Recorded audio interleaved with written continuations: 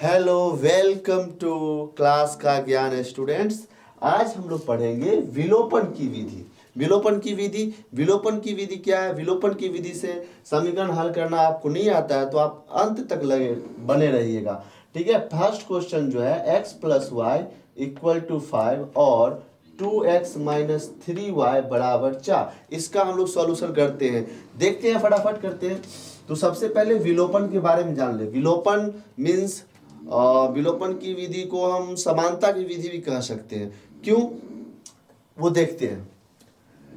सबसे पहले according to question, ठीक है, x plus Y equal to 5, इसको समीकरण फर्स्ट मान लेते हैं और 2x minus 3y equal to 4, इसको समीकरण सेकेंड मान लेते हैं। ठीक है। अब मैंने आपको शुरू में बताया था कि यहाँ पे समानता चलता है। समानता क्या चलता है? आपको क्या देखना है कि x और y दोनों में से कोई एक इक्वल होना चाहिए। तो अगर इक्वल है तो कोई बात नहीं है, अगर इक्वल नहीं है तो हम उसको इक्वल कर सकते हैं। बट आपको ध्यान रखना होना चाहिए कि दोनों समीकरण में x एक ही साइन का हो या y एक ही साइन का हो, या अगर x प्लस में है तो इक्वल कर सकते हैं, y प्लस में है तो इक्वल कर सकते हैं, या माइनस में है तो इक्वल कर सकते हैं। ऐसे आप नहीं कर सकते हो।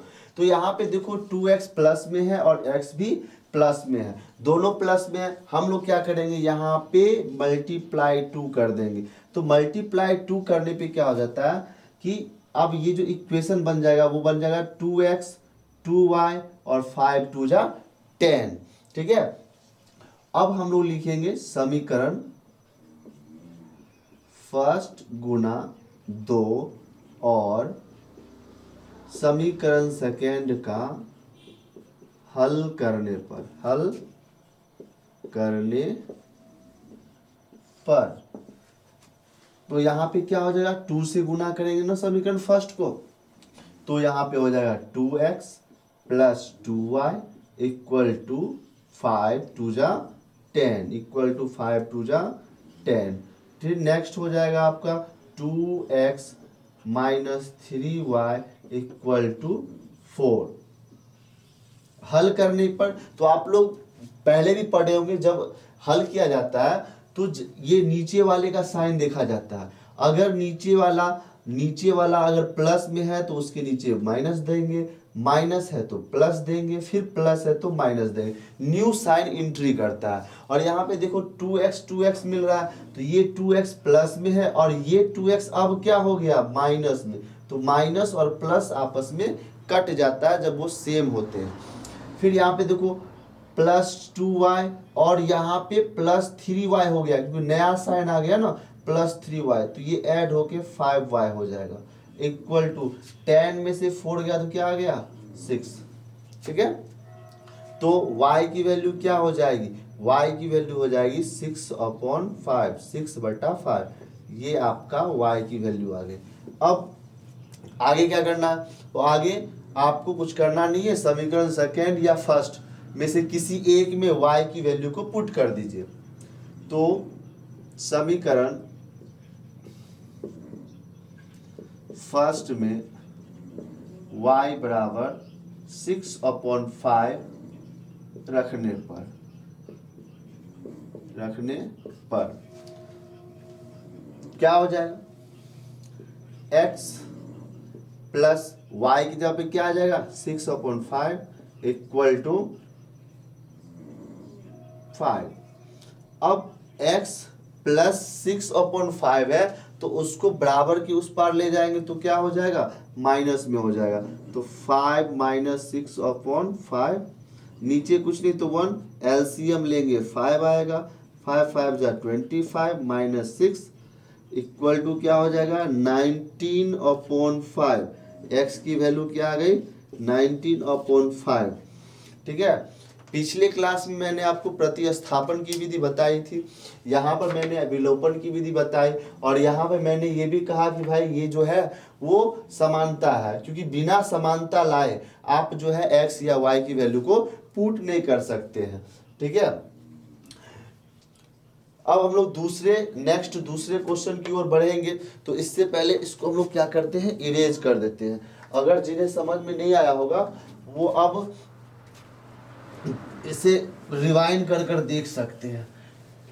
दूसरे क्वेश्चन के लिए क्या करना होगा, दूसरे क्वेश्चन में भी समीकरण फर्स्ट क्या है, 3x + 4y = 10 और 2x - 2y = 2।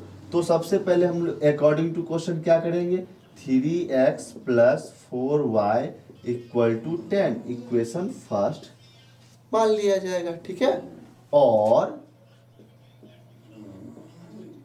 2x - 2y = 2 इसको समीकरण सेकेंड मान लेंगे, समीकरण फर्स्ट और समीकरण सेकेंड। ठीक है, अब वही एक हमको समानता करना, तो समानता कैसे करेंगे, हमको ये देखना है कि भाई ये x है तो 3x है, यहाँ पे 2x है, दोनों प्लस में है, तो पॉसिबिलिटी है यहाँ पे कि ये दोनों को इक्वल किया जा सकता है। बट यहाँ पे 4y और नीचे है -2y, दोनों में क्या अंतर है कि यहाँ 4y प्लस में है, 2y माइनस में है। तो इस कंडीशन में इस दोनों को हम इक्वल नहीं कर सकते हैं। इक्वल हम उसे ही करेंगे, उसी x या y को कर सकते हैं जो एक साइन का हो, या तो माइनस माइनस में हो या प्लस प्लस में हो।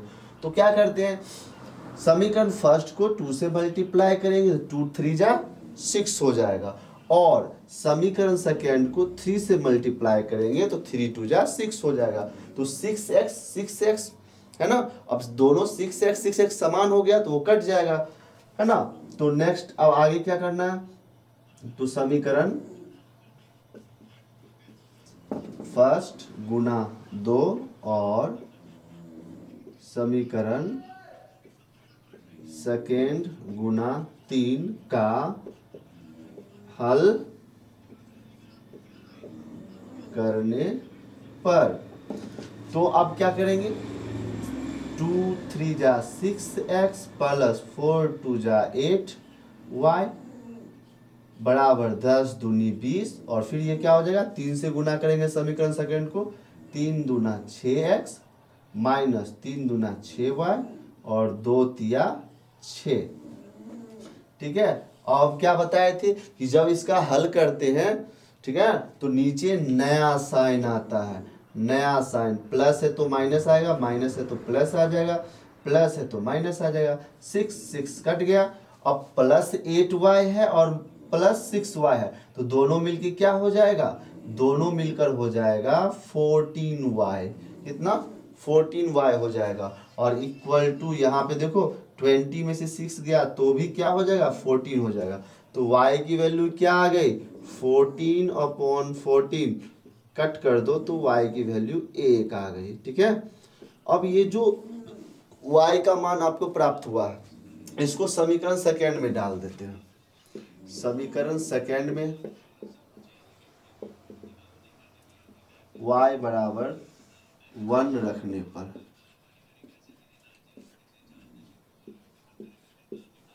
तो समीकरण सेकेंड क्या हो जाएगा, 2x माइनस, अब 2 × y की जगह पर 1 रख देंगे और इक्वल टू क्या हो जाएगा, 2 हो जाएगा।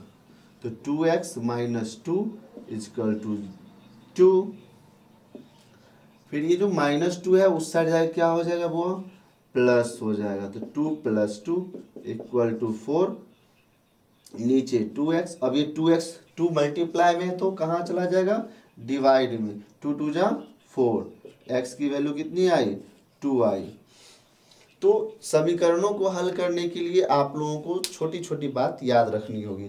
तो प्रतिस्थापन की जो विधि थी वो क्या थी, वो थी धोखेबाज की विधि, यानी धोखेबाज का विधि, और विलोपन की विधि आपका समानता का विधि हो गया।